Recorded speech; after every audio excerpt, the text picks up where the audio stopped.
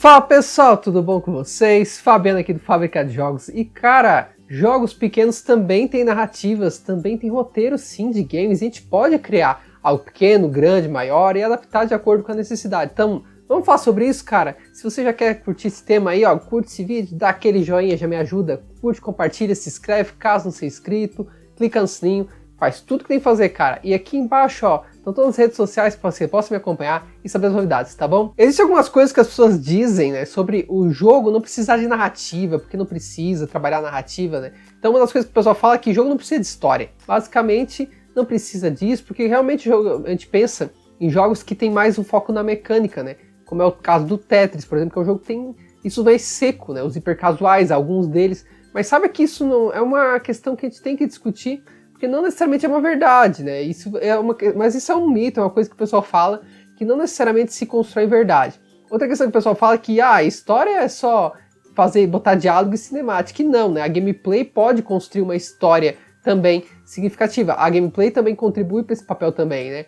Jogos que fazem isso muito bem é Limbo, por exemplo, Tesla Grade. E você não tem uma grande cinemática ali acontecendo, você não tem nada. Isso pela narrativa, pelo andar nas fases, você vai percebendo a narrativa acontecendo de maneira dinâmica e sem diálogos, sem cinemáticas e todo aquele trabalho que todo mundo acha que tem que ser assim, né? Ah, que isso é coisa de jogo AAA, né? E então o que seria do primeiro jogo um dos primeiros que usaram narrativa, como o Donkey Kong, né? Então quer dizer, Donkey Kong então não pode ser considerado, mas é um jogo pequeno, né? E que ou se narrativo, por menor que seja, dando um contexto melhor para aquele jogo ali, de escalar lá para ir salvar a namorada lá do Jumpman, né, no caso, né. E narrativa não serve para jogo casual, para jogo menor, né. Então o que seria, por exemplo, do Candy Crush, né? O Candy Crush tem isso, cara, tem uma narrativa ali por trás, dando aquela temática de doces e falando sobre o mundo dos doces, né, um doce que não é qualquer doce, né, é o Candy Crush, né, cara, né.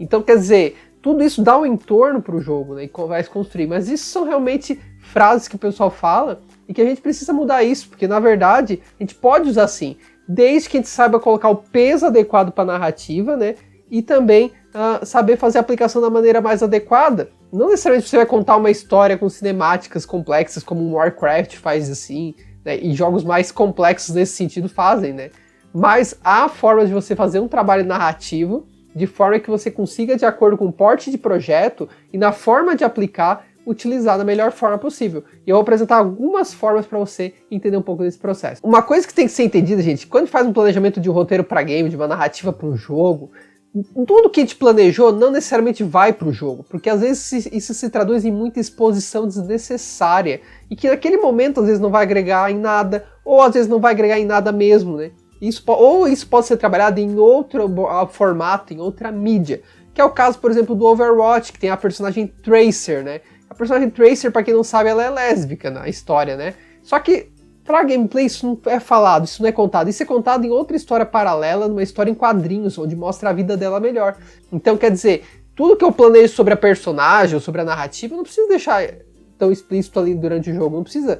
Se não há necessidade, não tem porquê. Mas em outros formatos a gente pode abordar, ou de outras formas a gente pode trazer essa informação, enfim.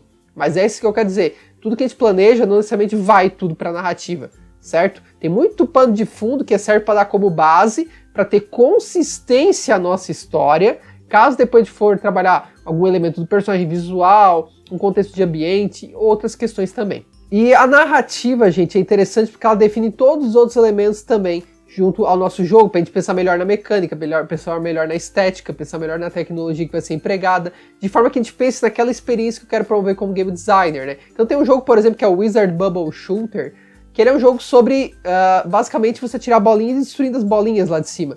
Mas a temática dele gira em torno de feitiçaria, de bruxo, de mago, isso tudo, né, de bruxaria, feitiçaria, magos, essas coisas assim. Por quê? Porque passa essa ideia em todas as mecânicas do jogo. Então, quando atira a bolinha, solta lá uma pluminha mágica, e aí tem a bruxinha, e aí tem todos os elementos que passam essa ideia de que realmente você está misturando elementos num caldeirão ali para brincar com esse negócio. Então, quer dizer, a narrativa aqui, ela não está contando uma história da bruxa que fez isso, não, mas a temática contribui com o processo ali narrativo de pensar nos outros elementos do jogo de forma que agregue na experiência. Outro jogo também que posso citar é o Sugar Pop, né, também, que é um jogo para celular também, e que ele também tem os elementos das comidas, tudo ali, e tudo isso é definido pela narrativa de fundo, pro background que é criado, de forma que eu consigo ver os elementos mais pertinentes ou menos pertinentes para o projeto. Outro jogo também que usa bem isso aí é Angry Birds Star Wars, por exemplo. Quer dizer, você não precisa apresentar toda a história do Star Wars, basta que você utilize os elementos narrativos do Star Wars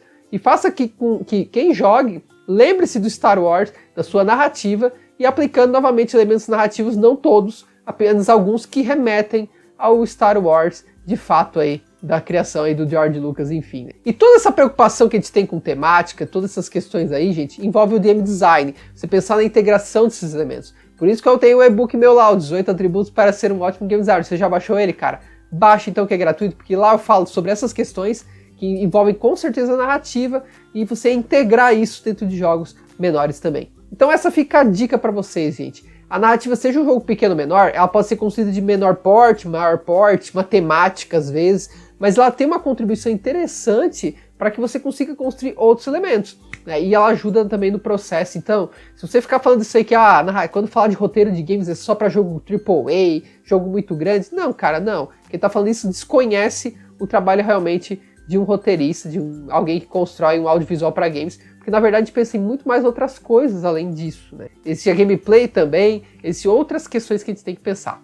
Certo, gente? Espero que vocês tenham gostado dessa reflexão aí, pra gente pensar um pouco e mudar um pouco dessa visão. E se você curtiu esse vídeo também, ó, deixa aqui pra mim nos comentários um pouco sobre você, alguns exemplos de jogos que usam também narrativa dessa forma que eu citei aqui, outro exemplo também diferente, opiniões, coloca aí pra mim embaixo, tá bom? E se você curtiu esse vídeo, ó, dá aquele joinha, curte, compartilha, se inscreve caso não seja inscrito, clica no sininho, faz tudo que tem que fazer. E aqui embaixo, ó, tem todas as redes sociais para você me acompanhar e saber das novidades, tá bom?